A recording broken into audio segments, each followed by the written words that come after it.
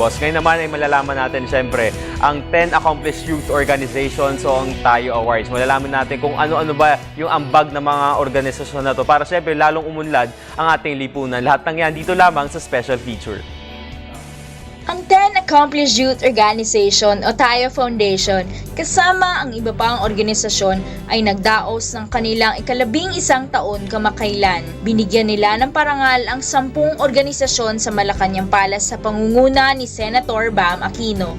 Talagang samut-sari yung kanilang mga gawain, no? Mula edukasyon, papunta sa environment, disaster protection, financial literacy, talagang maraming piniling iba't ibang klaseng projects yung ating mga kabataan at parang nabigyan sila ng parangal dahil sa yung mga nabigyan namin ng award, no? Ito yung mga kabataan na hindi pumayag dun sa status quo, hindi pumayag dun sa kung ano yung nandyan na.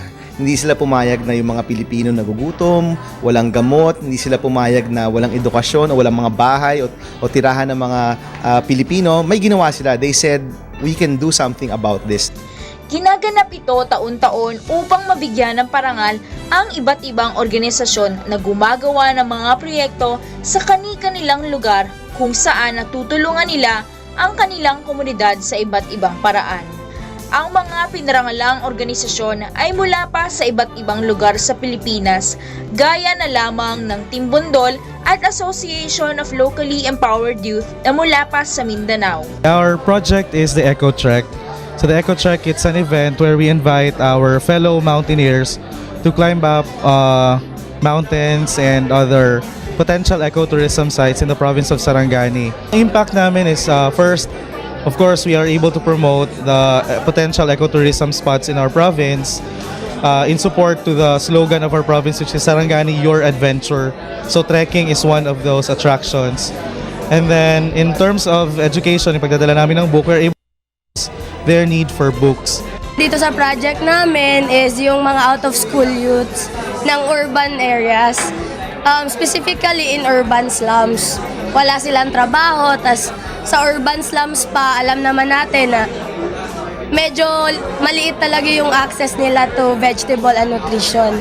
Kaya naman, in-introduce natin yung organic farming.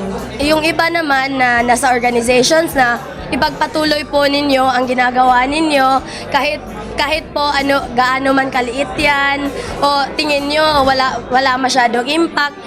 Huwag nyo talagang isipin yan. Ipagpatuloy nyo talaga kasi hindi nyo lang alam na babago po nito ang bayan. Umaasa ang Tayo Foundation na mas marami pang organisasyon ang makikilahok dito.